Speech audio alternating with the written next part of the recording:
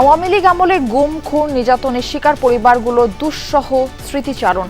পাশে থাকার আশ্বাস বিএনপি চেয়ারম্যান তারেক রহমানের।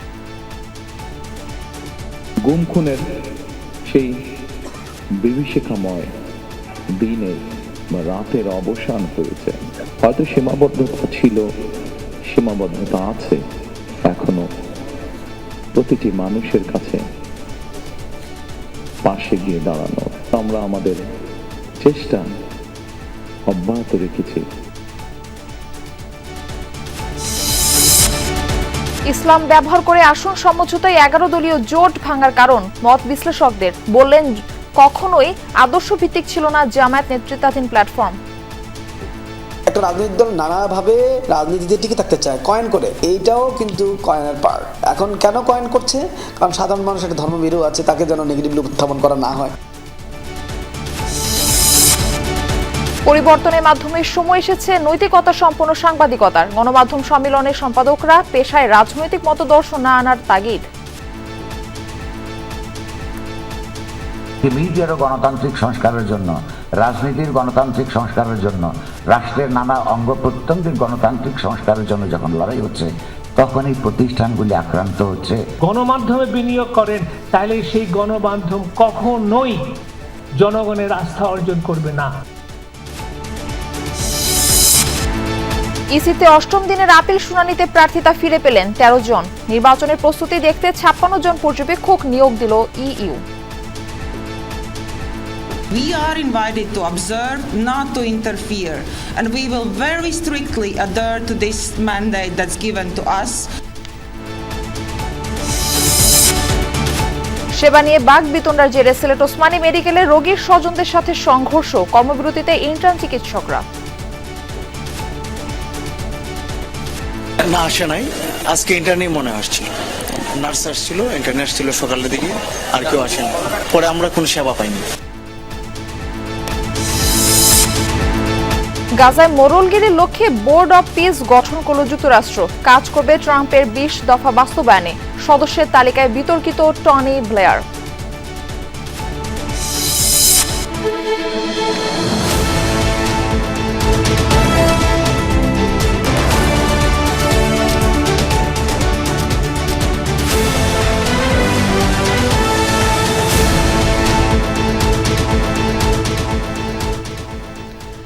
আমন্ত্রণ দুপুরের বাংলাদেশে। আপনাদের সঙ্গে রয়েছে আমি মারফি রহমান। এতক্ষণ শিরোনাম দেখছিলেন। গুম, খুন ও নির্যাতনের শিকার ব্যক্তিদের পরিবারের পাশে থাকবে বিএনপি, এমনটাই জানিয়েছেন দলের চেয়ারম্যান তারেক রহমান। বলেন, কোনো ষড়যন্ত্র করে বিএনপিকে দমন করা যাবে না। গণতান্ত্রিক যাত্রা কেউ যেন বাধাগ্রস্ত করতে না পারে, সেজন্য সবাইকে সজাগ থাকার আহ্বান জানান তারেক রহমান।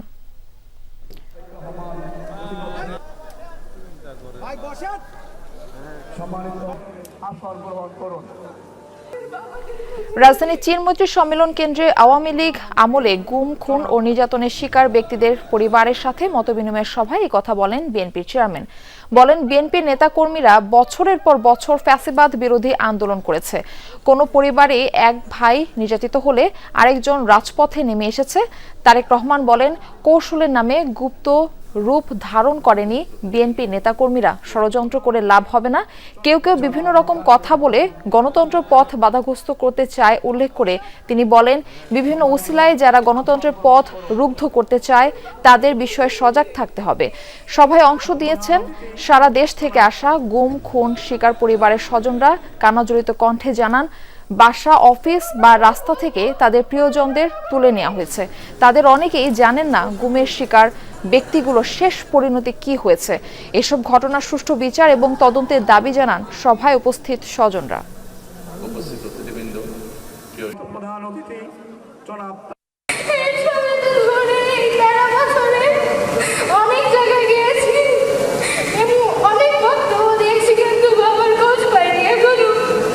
আমি তারেক রহমানের কাছে আশা করি যে আমাদের বাবাদের খুঁজে দিবে, এই বাংলাদেশের মাটিতে বিচার করবে। দল হিসেবে সাধ্য এবং সামর্থ্যের সবটুকু নিয়ে নির্যাতিত পরিবারগুলোর পাশে দাঁড়িয়েছে আমরা বিএনপি পরিবার। গুম হয়ে যাওয়া সদস্য এখনো যাদের অপেক্ষায় আমরা আছি, এখনো যাদের অপেক্ষায় পরিবাররা রয়েছে। সেই শহীদদের আত্মত্যাগ থেকে প্রেরণা লাভ করতে পারে প্রজন্মের পর প্রজন্ম। ভোটের মাঠে জামায়াতে ইসলামী নেতৃত্বাধীন 10 দলীয় জোট কখনো আদর্শ ভিত্তিক ছিল না, বরং ইসলামকে উপজীব্য করে নির্বাচনী আসন সমঝোতার প্ল্যাটফর্ম হওয়ায় 11 দলীয় জোট ভেঙে 10 দলের জোটে পরিণত হয়েছে বলে মনে করেন রাজনৈতিক বিশ্লেষকরা। তাদের মতে ভোটের মাঠে এর কোনো ভূমিকা নেই। জোটের একক নেতৃত্ব না থাকায় ভাঙনের শঙ্কা উড়িয়ে দিচ্ছেন না তারা। Lovely বিথের report. জামায়াত ইসলামের সাথে অন্য ধর্মভিত্তিক দলগুলো টানাপোড়েন বরাবরই ছিল। গণ অভ্যুত্থানের পর সেই দূরত্ব কমাতে সক্রিয় হন নেতারা। ওয়ান বক্স পলিসি অর্থাৎ ইসলামী দলগুলোর ভোট এক বাক্সে, এই স্লোগান নিয়ে জামায়াত ইসলামী আন্দোলন, বাংলাদেশ খেলাফতে মজলিস সহ 8টি সমমনা দল মোর্চা গঠন করে জুলাই সনদ ও সংস্কার বাস্তবায়ন সহ 5 দফা দাবিতে আন্দোলনে নামে। নির্বাচনের তফসিলের পর আন্দোলন থেকে সরে এসে তারা তৎপর হয় আসন ভাগাভাগিতে। আসন সমঝোতার আলোচনার মধ্যে ধর্মভিত্তিক দলের বাইরে এনসিপি, এবি পার্টি ও এলডিপি আসন ভাগাভাগিতে যোগ দেয়। আসন বন্টন রূপ নেয় 11 দলীয় ঐক্যে। এই 3টি দলকে অন্তর্ভুক্ত করায় ইসলামী আন্দোলন বাংলাদেশ একমত হয়নি। এতে আসন ভাগাভাগিতেও প্রভাব পড়ে।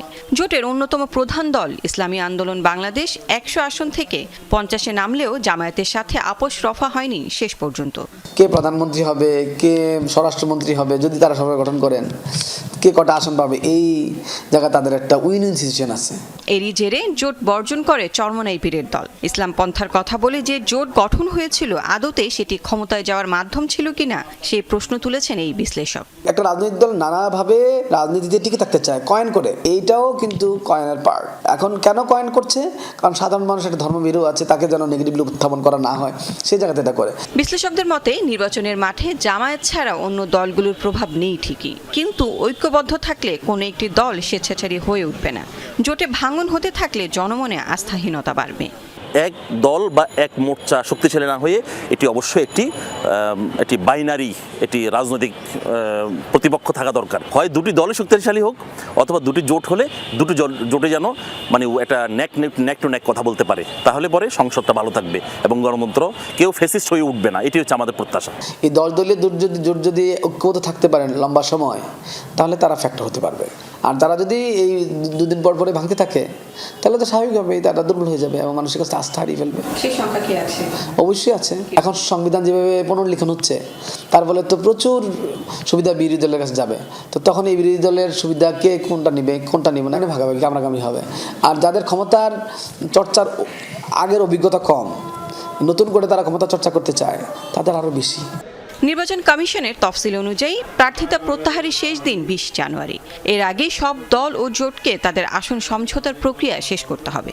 যে অবিশ্বাস ফাটল তৈরি হয়েছে, জোট টিকে গেলেও সেই ঐক্যে আস্থা কতটা থাকবে সন্দেহ বিশ্লেষকদের। লাভলি বিথি, যমুনা নিউজ, ঢাকা। মত প্রকাশ ও গণতান্ত্রিক মূল্যবোধের উপর হামলার প্রতিবাদ এবং স্বাধীন, দায়িত্বশীল ও সাহসী সাংবাদিকতার পক্ষে ঐক্যবদ্ধ অবস্থান জানাতে ঢাকা অনুষ্ঠিত হলো গণমাধ্যম সম্মেলন। রাজধানীর কৃষিবিদ ইনস্টিটিউশন মিলনায়তনে এই সম্মেলন অনুষ্ঠিত হয়। নোয়াব ও সম্পাদক পরিষদ যৌথভাবে এর আয়োজন করেছে। অনুষ্ঠানে গণমাধ্যমের গণতান্ত্রিক পরিবেশ, স্বাধীনতা, নিরাপত্তা, পেশাগত মর্যাদা ও অধিকারের বিষয়ে বক্তব্য তুলে ধরেন গণমাধ্যম কর্মীরা। বক্তারা বলেন, ঐক্য সমঝোতা আগামী দিনে খুবই দরকার, কোনো সরকারি সাংবাদিকদের কাছের নয়। দেশ যখন স্বৈরতান্ত্রিক ব্যবস্থা থেকে গণতান্ত্রিক প্রক্রিয়ার দিকে যাচ্ছে, তখনই গণমাধ্যমে আঘাত এসেছে। বক্তারা আরো বলেন, একটা পরিবর্তনের মাধ্যমে এখন সময় এসেছে নৈতিকতা সম্পন্ন সাংবাদিকতা করার। স্বৈরতান্ত্রিক ব্যবস্থা থেকে একটা গণতান্ত্রিক ব্যবস্থায় যাবার যে উৎক্রমণকাল, এমনকি মিডিয়ারও গণতান্ত্রিক সংস্কারের জন্য, রাজনীতির গণতান্ত্রিক সংস্কারের জন্য, রাষ্ট্রের নানা অঙ্গ প্রত্যঙ্গের গণতান্ত্রিক সংস্কারের জন্য যখন লড়াই হচ্ছে, তখন এই প্রতিষ্ঠানগুলি আক্রান্ত হচ্ছে। অন্য ইন্ডাস্ট্রিতে যে বিনিয়োগ করেন, সেই মানসিকতা নিয়ে আপনি যদি গণমাধ্যমে বিনিয়োগ করেন, তাহলে সেই গণমাধ্যম কখনোই জনগণের আস্থা অর্জন করবে না। সংবাদপত্র, সাংবাদিকতা এবং ব্যক্তিগত নিরাপত্তা ইত্যাদি সহ সকল বিষয়ে আমাদের ঐক্য থাকতে হবে, সমঝোতা থাকতে হবে। নির্বাচন কমিশনে চলছে 8ম দিনের আপিল শুনানি। দুপুর পর্যন্ত নিষ্পত্তি হয়েছে 49টি আপিলের। প্রার্থিতা ফিরে পেয়েছেন 13 জন। দ্বৈত নাগরিকত্ব নিয়ে শুনানিতে আইনজীবীদের দুপক্ষের মধ্যে হয় হট্টগোল। এ সময় এনসিপি নেতা ও আইনজীবী জহুরুল ইসলাম মুসার দিকে তেড়ে যান ফেনী 3 আসনের বিএনপির প্রার্থী আব্দুল আওয়াল মিন্টু। পরে ইসির হস্তক্ষেপে শান্ত হয় পরিস্থিতি। এ সময় নির্বাচনী আচরণবিধি লঙ্ঘনের অভিযোগে ঢাকা 13 আসনের প্রার্থী খেলাফত মজলিসের মামুনুল হককে দেয়া কারণ দর্শানোর নোটিশের জবাব দিয়েছেন তিনি। বলেন, গণমাধ্যমে আসা বিভ্রান্তিকর সংবাদের ভিত্তিতে তাকে শোকজ করেছিল কমিশন। লেভেল প্লেইং ফিল্ডের ক্ষেত্রে তা প্রশ্ন তৈরি করে। এখনো পর্যন্ত মোট 510টি শুনানির মধ্যে 355টি মঞ্জুর করেছে কমিশন। শুনানি চলবে আগামীকাল পর্যন্ত। বাংলাদেশের একটি দলের প্রধান এবং একটি জোটের অন্যতম শীর্ষ দায়িত্বশীল, সেক্ষেত্রে আমি যদি এই ধরনের হয়রানির শিকার হই তাহলে আসলে নির্বাচনের ক্ষেত্রে লেভেল প্লেইং ফিল্ড কতটুকু থাকবে আছে সেটা আমাদের জন্য আরো বড় করে একটি শঙ্কার জায়গা তৈরি হলো। ভুয়া অভিযোগ করে এখানে আপিল করেছে, আপিল বাতিল করে আমার মনোনয়নকে পুনরায় বৈধ করেছে, আলহামদুলিল্লাহ। দর্শক, নির্বাচন কমিশনে রয়েছেন আমাদের সহকর্মী আল আমিন হক অহন। আমরা যুক্ত হচ্ছি তার সাথে। অহন, আপিল শুনানি সহ সবশেষ কি তথ্য আপনার কাছে রয়েছে, আমাদের একটু বিস্তারিত জানাবেন এই বিষয়ে।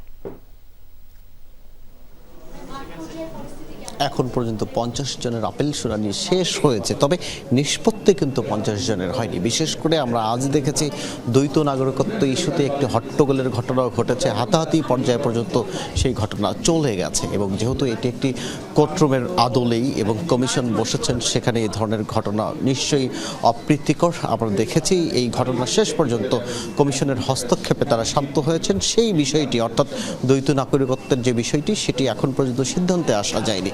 এই ধরনের আরও বেশ কিছু ঘটনা আছে যেগুলো সিদ্ধান্তে আসা যায়নি, অর্থাৎ শুনানি 50 নম্বর পর্যন্ত চললেও যে নিষ্পত্তি সেটি কিন্তু এখন পর্যন্ত হয়নি। যে কারণেই কমিশন বলছে এই ধরনের অপ্রীতিকর ঘটনা যেন না হয়। আমরা দেখেছি অনেকেরই নামঞ্জুর হয়েছে। বিশেষ করে এই মুহূর্তে আমরা দেখেছি অনেকে কথা বলার জন্য গণমাধ্যমে এসেছেন, তারা বলতে চান তাদের এই বিষয়টি কেন নামঞ্জুর করা হলো। এবং আপনি জেনে থাকবেন এই যে আজ যে যাদের 100 জনের যে আপিল নিষ্পত্তি করার কথা রয়েছে, এর মধ্যে অন্তত 32 জনের আপিল নিষ্পত্তি হবে। অন্যরা এই বিষয়ে আপিল করেছেন জন্য, অর্থাৎ তাদের প্রার্থিতা বৈধ থাকবে কি থাকবে না সেই বিষয়টি কিন্তু অন্য প্রার্থী কিংবা অন্য সংক্ষুব্ধ প্রতিষ্ঠান সংক্ষুব্ধ হয়ে আপিল করেছেন। বিশেষ করে আমরা দেখেছি ব্যাংক ঋণ আছে, তারপরেও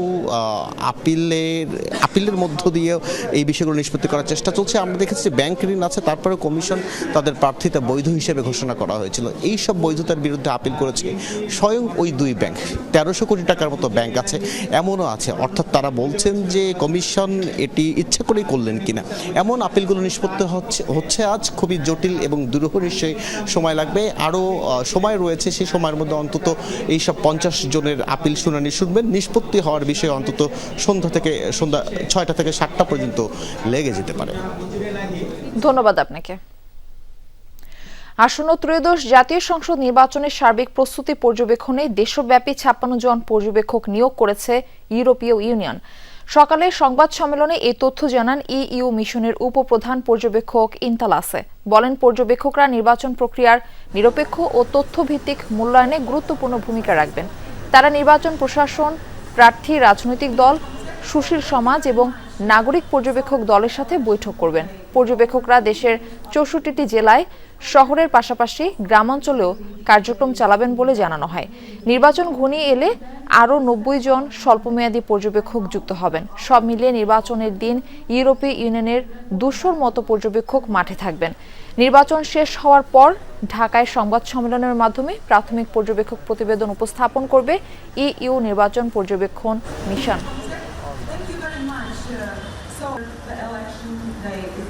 We are invited to observe, not to interfere, and we will very strictly adhere to this mandate that's given to us through the invitation. Yes, we received an invitation from Election Commission and from the Ministry of Foreign Affairs.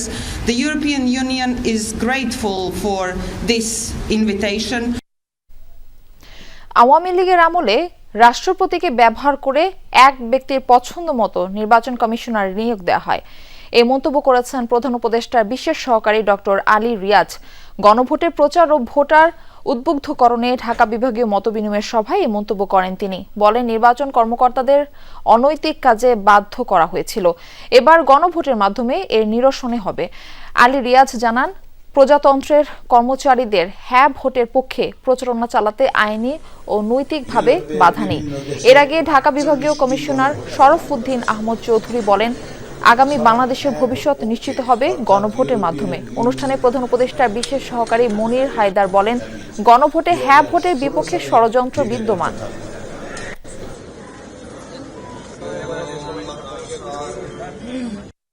সংবিধানই তো হচ্ছে supreme ল। সংবিধানে কি কোথাও লেখা আছে এটা যে প্রজাতন্ত্রের কর্মচারীরা এরকম গণভোটে জনগণের পক্ষে? না, এরকম কিছু নাই, থাকারও কথা না। সিলেট ওসমানী মেডিকেলে ইন্টার্ন চিকিৎসকদের সাথে রোগীর স্বজনদের সংঘর্ষের ঘটনায় 5 সদস্য তদন্ত কমিটি গঠন করেছে হাসপাতাল কর্তৃপক্ষ। এর আগে গত রাত থেকে এই ঘটনার প্রতিবাদে কর্মবিরতি শুরু করেন ইন্টার্ন চিকিৎসকরা। এতে ভোগান্তিতে পড়তে হচ্ছে রোগীদের। তবে জরুরি বিভাগে চালু রয়েছে নিয়মিত সেবা প্রদান। প্রত্যক্ষদর্শীরা জানায়, গতরাতে ইন্টার্ন চিকিৎসকদের সাথে সেবা প্রদান নিয়ে বাক বিতণ্ডায় জড়ায় এক রোগীর স্বজন। এক পর্যায়ে সংঘর্ষে জড়ায় উভয় পক্ষ। এতে আহত হয় কয়েকজন। খবর পেয়ে পুলিশ ঘটনাস্থলে গিয়ে পরিস্থিতি নিয়ন্ত্রণে আনে। এই ঘটনায় জড়িতদের বিচারের আওতায় আনার দাবিতে রাত থেকে কর্মবিরতিতে যায় ইন্টার্ন চিকিৎসকরা।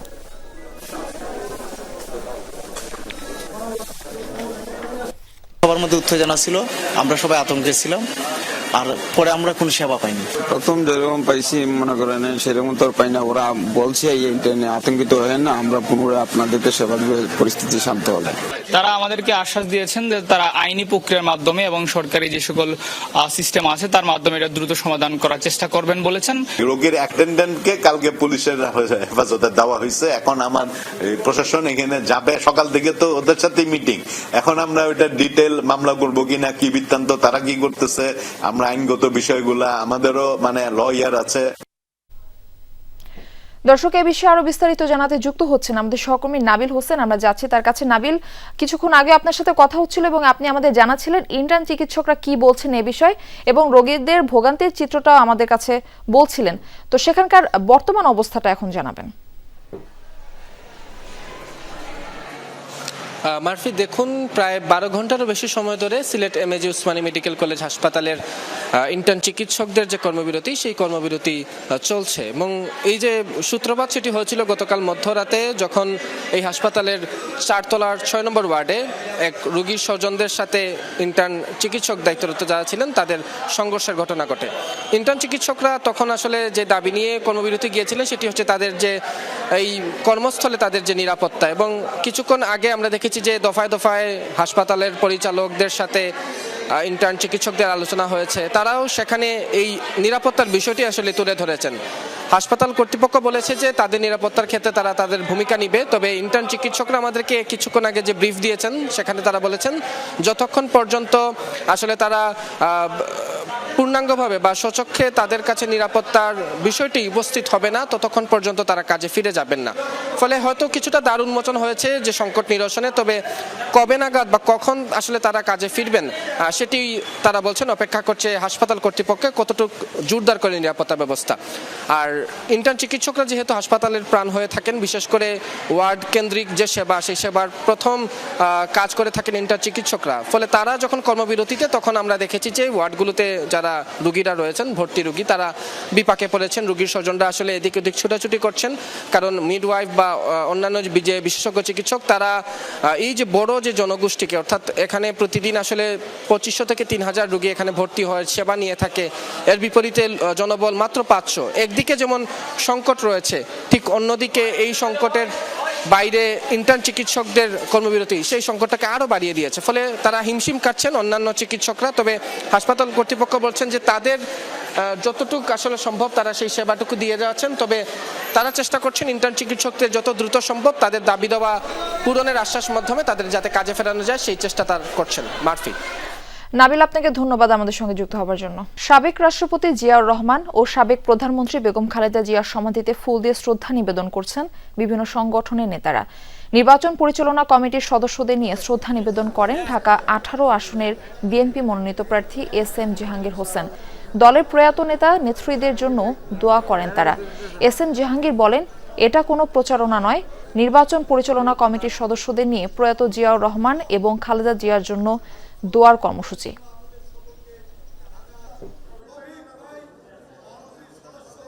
আমরা যে কার্যক্রমগুলো শুরু করি বা শুরু করব অফিসিয়ালি, তা আমরা যাতে ম্যাডাম বা জিয়াউর রহমানের কবর জিয়ারত করে আমরা যাতে সেগুলো শুরু করি, সেই দৃষ্টিভঙ্গি থেকে আজকে আমাদের এখানে আসা। এর আগে সমাধিতে শ্রদ্ধা নিবেদন করেছে পাহাড়ি জনগোষ্ঠী ম্রো সম্প্রদায়। সেখানে উপস্থিত ছিলেন স্কুল, কলেজ, বিশ্ববিদ্যালয়ের শিক্ষার্থী সহ বিভিন্ন শ্রেণী পেশার মানুষ। এ সময় তারা ম্রো সম্প্রদায়ের জন্য জিয়াউর রহমানের অবদান স্মরণ করেন। বলেন, জিয়াউর রহমান ম্রো সম্প্রদায়ের জন্য 1979 সালে আবাসিক উচ্চ বিদ্যালয় প্রতিষ্ঠা করেন। এই উদ্যোগের কারণে ম্রো সম্প্রদায়ের অসংখ্য ছেলে মেয়ে আজ উচ্চ শিক্ষার সুযোগ পাচ্ছেন। রাজবাড়ীতে টাকা চাওয়ায় ফিলিং স্টেশন কর্মীকে গাড়ি চাপা দিয়ে হত্যার ঘটনায় মামলা করেছে নিহতের ভাই। গতরাতে সদর থানায় জেলা যুবদলের সাবেক সভাপতি আবুল হাশেম সুজন ও গাড়ি চালক কামালের বিরুদ্ধে মামলা করে রিপন সাহার ছোট ভাই। গতরাতে ময়নাতদন্ত শেষে মরদেহ হস্তান্তর করা হয় রিপনের পরিবারের কাছে। এরপর স্থানীয় শ্মশানে তার অন্ত্যেষ্টিক্রিয়া সম্পন্ন হয়। এর আগে গতকাল ভোরে ফিলিং স্টেশনে তেল নেওয়া শেষে সুজনের থেকে টাকা চায় রিপন। তা দিতে অস্বীকার করে গাড়ি নিয়ে পালাতে চাইলে রিপন বাধা দেয়। এ সময় তাকে চাপা দিয়ে পালিয়ে যায় অভিযুক্তরা। প্রাণ হারান রিপন সাহা। ঘটনার পরপরই গ্রেফতার করা হয় আবুল হাশেম সুজন ও তার গাড়ি চালককে। গাড়িটিও জব্দ করা হয়েছে। তেল নিয়ে গেছে ওই গাড়িটাই, তাকে চাপা দিয়ে তার মাথার উপর দিয়ে গাড়ি উঠেছে। চারপাশ দিকে সবাই ওরে ভালো বলে, একমাত্র ছেলে আমার চলে, আমার ছেলে আমার বড় ছেলে আমার সব হত্যা করা হয়েছে। আমার এই বাহির বিশেষ চাই আমরা। টাঙ্গাইলের ঘাটাইলে স্থানীয়দের পাশাপাশি বন বিভাগের জমি দখল করে আলোচনায় উপজেলা স্বেচ্ছাসেবক লীগ নেতা এবং ঘাটাইল কেন্দ্রীয় সমবায় সমিতির সাবেক চেয়ারম্যান রুহুল আমিন প্রধান উপদেষ্টার কাছে লিখিত অভিযোগ দিয়ে প্রশাসনের হস্তক্ষেপ চেয়েছেন গ্রামবাসী। বন কর্তৃপক্ষ বলছে, সরে জমিনে তদন্ত সাপেক্ষে প্রয়োজনীয় ব্যবস্থা গ্রহণ করবেন তারা। টাঙ্গাইলের ঘাটাইল উপজেলা স্থানীয় দিগডহর, খোদখান্দি ও চকতৈল এলাকায় রয়েছে বিভিন্ন গাছগাছালির বনায়ন। ছিল শতবর্ষী সড়ক, বিদ্যালয়, ফসলি আর খাস জমিও। আওয়ামী লীগের আমলে বনায়ন গড়ে তোলার কথা বলে 13 একর জমি লিজ নেন উপজেলা স্বেচ্ছাসেবক লীগের সাধারণ সম্পাদক রুহুল আমিন। তবে অভিযোগ উঠেছে, ক্ষমতার প্রভাব খাটিয়ে পরবর্তীতে সাধারণ মানুষের কয়েক বিঘা জমি এবং শতবর্ষী সড়কের ওপর কলাবাগান গড়ে তোলেন তিনি। আশপাশে যেটুকু আবাদি জমি আছে সেখানে এখনো তার বাধায় চাষাবাদ করতে পারছে না অনেকে। আমলিগের আমলে তারা কেমনে দেনি কাগজপাতি বানাইয়া এই জমিগুলা ওরা নিছে। জমি জমাগুনা নষ্ট হইতেছে, গাছ গাছছে, আর রাস্তা ছিল রাস্তা বন্ধ করে রাখছে। পাবলিকে নিচে পাবলিকে আবাদ করতাম, এখন এই যে কলা বাগান করছে, রাস্তা নষ্ট করে নিছে। এই জমিগুলা দেখেন কিরকম নষ্ট করছে, এনা ফসল মোটেই হইতেছে না। সম্প্রতি প্রধান উপদেষ্টা বরাবর লিখিতভাবে অভিযোগ করে বিষয়টি সমাধানের জন্য দৃষ্টি আকর্ষণ করেছেন স্থানীয় বাসিন্দারা। আপনি সরকার ক্ষমতা থাকাকালীন এই জমিগুলা দুর্নীতি করে মনে হয় টাকা পয়সা দিয়ে এগুলা নিচ্ছে, ভুয়া কাগজপাতি দিয়ে। আমাদের রেকর্ড আছে, দলিল আছে। আমরা যদি বলি যে রাস্তাদের হেরা জমিন সহ আমরা করে নেবেন, কোন বলে কার দাপট এটা বলে তা আমরা বলতে পারি। কৃষি ক্ষেতের ফসলগুলা এই কলার বাগান লাগাইয়া ফসল নষ্ট করতেছে, প্লাস এই ফসলগুলা যে নিব পাবলিকেরা, এই কৃষকেরা আবার দামকেও দিতেছে। তবে অভিযুক্ত রুহুল আমিনের দাবি, কারো ফসল নষ্ট করে নয়, বরং নিজ জমিতেই কলাবাগান করেছেন তিনি। রাস্তাটা আমি করছি, আর ওটা আমার জন্যই, রাস্তাটা আমার উপকারে আসে। ওরা তো বছরে যারা একসাথে লাগা বলছে, ওরা বছরে 2 বার যায়, এক ধান কাটবার যায়, ধান রোবার যায়। যদি কেউ বলতে পারে যে হ্যাঁ এরা প্রভাব খাটাইছে কোনোদিন বা এরা দুর্নীতির সাথে জড়িত, তাহলে সেটা আইন বিচার করবে। বন বিভাগ কর্তৃপক্ষ জানায়, বিষয়টি নিয়ে আলোচনা চলছে। সরেজমিনে তদন্ত করে প্রয়োজনীয় ব্যবস্থা নেওয়া হবে। ধলাপাড়া রেঞ্জের যে কোনো জায়গায় এরকম যদি জবরদখলের কোনো তথ্য প্রমাণ থাকে, জায়গাটা যদি বনের হয়, সেই ক্ষেত্রে আমরা ধলাপাড়া রেঞ্জ তথা টাঙ্গাইল বন বিভাগ সেই জবরদখল উচ্ছেদ করে নতুন বনায়ন করবে। এলাকাবাসী জানায় দীর্ঘদিন ধরেই রাজনৈতিক ছত্রছায়ায় অব্যাহত আছে প্রভাবশালীদের জমি দখল, কিন্তু দেখার যেন কেউ নেই। সাইফ আহমেদ, যমুনা নিউজ। পানি সম্পদ উপদেষ্টা ঘোষণা দিয়েছিলেন চলতি বছরের 1 জানুয়ারি উদ্বোধন করা হবে তিস্তা প্রকল্পের কাজ। 16 দিন পেরিয়ে গেলেও সেই কাজ শুরুর কোনো উদ্যোগ নেই। চাতক পাখির মতো তাকিয়ে থাকা অববাহিকার মানুষের আশা এখন হতাশা আর মহাবিরক্তিতে রূপ নিয়েছে। ভূ রাজনীতির মারপ্যাচে বারবার আশাহত হতে হচ্ছে, মনে করেন নদী আন্দোলনে যুক্তরা। তিস্তা প্রকল্প বাস্তবায়ন না হওয়া পর্যন্ত আন্দোলন চালিয়ে যাওয়ার ঘোষণা দিয়েছেন তারা। শুষ্ক মৌসুমে উজানে একতরফা পানি প্রত্যাহার আর বর্ষায় পানি ছেড়ে দেওয়ার বলি তিস্তা পাড়ের বাংলাদেশ অংশের 2 কোটি মানুষ। কখনো ভাঙন বন্যায় নিঃস্ব হয় নদী পাড়ের বাসিন্দারা, আবার কখনো ধুধু বালু চড়ে ছড়ায় মরুর উত্তাপ। এমন অবস্থায় প্রাণ প্রকৃতি বাঁচাতে 54 বছর ধরে তিস্তার পানি বিজ্ঞানসম্মত শাসনের দাবিতে আন্দোলন চালিয়ে যাচ্ছে অববাহিকার মানুষ। 2 পারে হয়েছে অবস্থান, মানববন্ধন, নৌকা সমাবেশ, মশাল প্রজ্বলন, সভা, সেমিনার সহ নজিরবিহীন সব আন্দোলন। আগের সরকার প্রতিশ্রুতি দিলেও এগোয়নি তিস্তা মহাপরিকল্পনার কাজ। জুলাই অভ্যুত্থানের পর অন্তর্বর্তীকালীন সরকারের কাছেও গুরুত্ব পায় মহাপরিকল্পনা। গত বছর ঘোষণা আসে 2026 সালের 1 জানুয়ারিতে শুরু হবে প্রকল্পের কাজ। আমরা আশা করছি সকল রাষ্ট্রীয় সরকারি আনুষ্ঠানিকতা শেষ করে 2026 সালের 1 জানুয়ারি থেকে আমরা কাজ শুরু করতে পারব। পানি সম্পদ উপদেষ্টার এই ঘোষণায় স্বস্তি ফিরে আসে বঞ্চনার ক্ষত বয়ে বেড়ানো তিস্তা অববাহিকায়। কিন্তু ঘোষিত সময়ে কাজ শুরু না হওয়ায় তিস্তা পারে এখন ক্ষোভ আর হতাশা। কে দিবে কি দিবে না সেটা পরের কথা। আমাদের বাজেট থেকে আমরা শুরু করি, পরবর্তী সরকার এসে তার ডিসিশন নেবে, নাহলে আমরা আমাদের আন্দোলন চালিয়ে যাব। 1 জানুয়ারি তিস্তা মহাপরিকল্পনার কাজ শুরু হওয়ার ঘোষণা ছিল, সেটি না হওয়ার কারণে এই অঞ্চলের মানুষের মধ্যে একটা তীব্র হতাশা তৈরি হয়ে গেছে, একটা বিরক্তি তৈরি হয়ে গেছে। অন্তর্বর্তী সরকার এই কাজ শুরু করে দিয়ে গেলে বাকি সরকার এসে এই কাজের ধারাবাহিকতা বহন করতে বাধ্য থাকবে। নদী আন্দোলনে যুক্তরা বলছেন, তিস্তা মহাপরিকল্পনা নিয়ে সরকারে থাকা পক্ষগুলো আশ্বাস দিলেও ভূ রাজনীতির মারপ্যাচে বারবার তা পিছিয়ে যাচ্ছে। বর্তমান সরকারের আমলেই নিজস্ব অর্থায়নে কাজ শুরুর দাবি তাদের। চীন, ভারত, রাশিয়া বুঝি না, নিজের টাকায় এটি বাস্তবায়ন করতে হবে। আপনারা এই কাজের শুভ উদ্বোধন করেন জানুয়ারি মাসেই। এটা যদি না করেন তাহলে এই অঞ্চলের মানুষ বিক্ষুব্ধ হবে এবং নতুন করে বড় আন্দোলন তারা গড়ে তুলবে। আমাদেরকে বারবার প্রতারণা করা হয়, বিগত ফ্যাসিস্ট সরকার করেছে, এই সরকারও তাই করলো আমাদের। তিস্তা মহাপরিকল্পনা আন্দোলনে আমি এবং আমাদের জনগণকে নিয়ে যে ভূমিকাটা রেখেছি, আমার এই ভূমিকাটা আমি অব্যাহত রাখবো। এমন পরিস্থিতিতে রোববার রংপুর সফরে আসছেন চীনা রাষ্ট্রদূত ও পানি সম্পদ উপদেষ্টা সৈয়দা রিজওয়ানা হাসান। প্রোগ্রাম পাইছি, ওটা জেলা প্রশাসন ব্যবস্থা নিচ্ছে। ওনারা আসলে তারপরে আমরা বিস্তারিত আপনাদের জানাতে পারবো।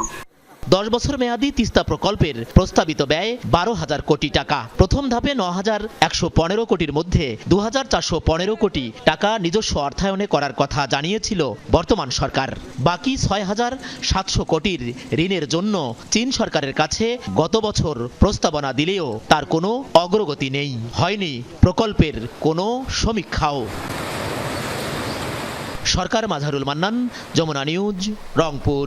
গত 15 বছর দেশে হিসাব রক্ষণের কারচুপির মাধ্যমে বিপুল অর্থ পাচার ও লুটপাট হয়েছে, এই কথা বলেছেন পররাষ্ট্র উপদেষ্টা মোহাম্মদ তৌহিদ হোসেন। রাজধানীর একটি হোটেলে আয়োজিত সাফা ইন্টারন্যাশনাল কনফারেন্সে প্রধান অতিথির বক্তব্যে তিনি এই কথা বলেন। পররাষ্ট্র উপদেষ্টা বলেন, পরবর্তী প্রজন্মের পেশাদাররা সততা, জবাবদিহিতা এবং উদ্ভাবনী শক্তি দিয়ে অর্থনীতিকে পুনরায় সঠিক পথে ফিরিয়ে আনতে সাহায্য করবে। বৈশ্বিক অস্থিরতা কাটাতে দক্ষিণ এশিয়ার সব দেশকে একযোগে কাজ করারও আহ্বান জানান তৌহিদ হোসেন। এবারের সম্মেলনের মূল প্রতিপাদ্য next generation professionals converging ethical AI and sustainability reporting.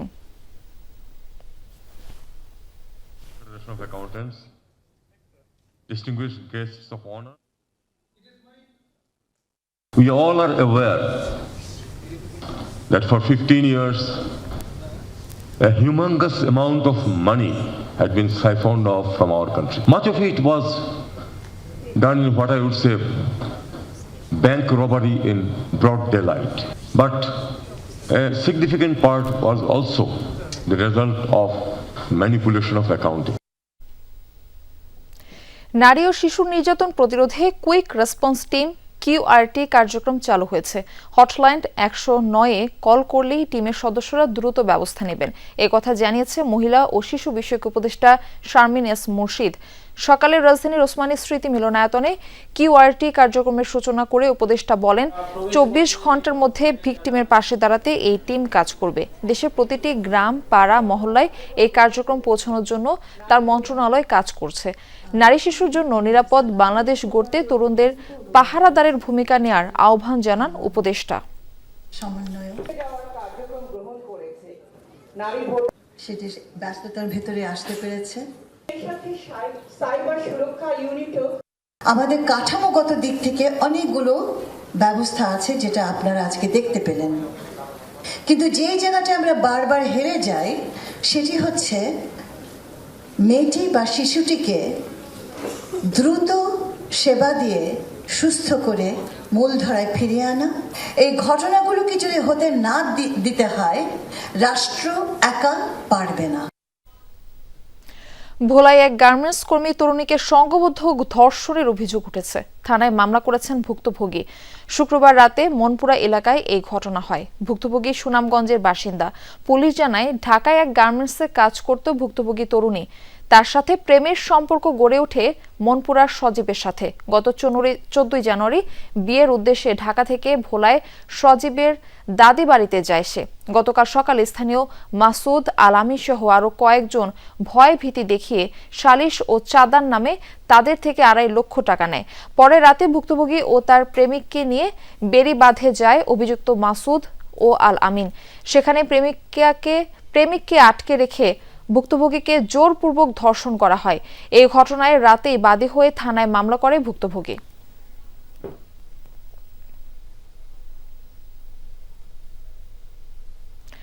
ময়মনসিংহে এক স্বতন্ত্র প্রার্থী নির্বাচনী অফিস উদ্বোধনের সময় ছুরিকাঘাতে প্রাণ গেছে এক কর্মীর। এই ঘটনায় এলাকায় উত্তেজনা ছড়িয়ে পড়ে। ওই প্রার্থীর অভিযোগ, বিএনপির লোকজন হামলা চালিয়েছে। এই অভিযোগ অস্বীকার করেছেন বিএনপির প্রার্থী। এই ঘটনায় 2 জনকে আটক করেছে পুলিশ। শুক্রবার সন্ধ্যায় ধোবাউড়ায় ময়মনসিংহ 1 আসনের স্বতন্ত্র প্রার্থী সালমান ওমর রুবেলের নির্বাচনী অফিস উদ্বোধনের সময় সহিংসতার ঘটনা ঘটে। ছুরিকাঘাতে আহত কর্মী নজরুল ইসলামকে হাসপাতালে নিলে মৃত ঘোষণা করে চিকিৎসক।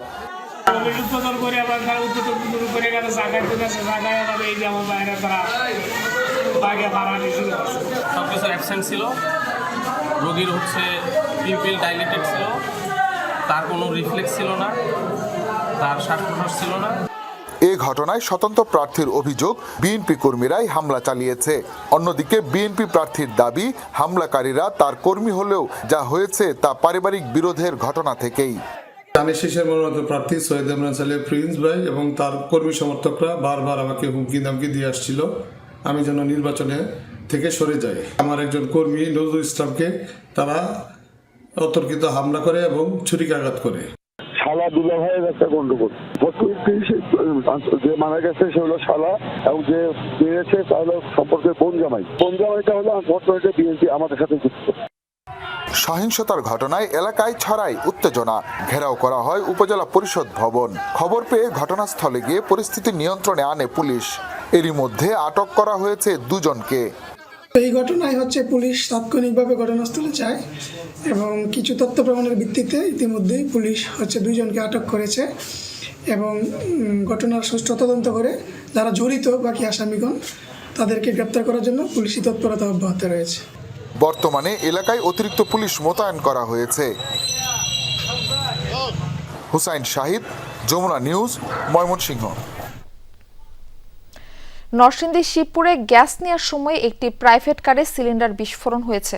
সকালে ঢাকা সিলেট মহাসড়কের পাশে উপজেলার কারারদি এলাকায় স্টার সিএনজি পাম্পে এই ঘটনা ঘটে। পুলিশ জানায়, গ্যাস নেয়ার এক সময় হঠাৎ বিকট শব্দে প্রাইভেট কারের সিলিন্ডারটি বিস্ফোরণ ঘটে। এতে পুরোপুরি ধ্বংসস্তূপে পরিণত হয়ে যায় প্রাইভেট কারটি। পাম্পটির কোনো ক্ষয়ক্ষতি না হলেও তাৎক্ষণিক আতঙ্ক ছড়িয়ে পড়ে। পরে হাইওয়ে পুলিশ এসে গাড়িটি থানায় নিয়ে যায়। প্রাথমিক ধারণা, মেয়াদোত্তীর্ণ সিলিন্ডার লিকেজ হয়ে এই বিস্ফোরণ ঘটেছে। চালক পালিয়ে গেছে, পরবর্তী আইনি প্রক্রিয়া চলমান।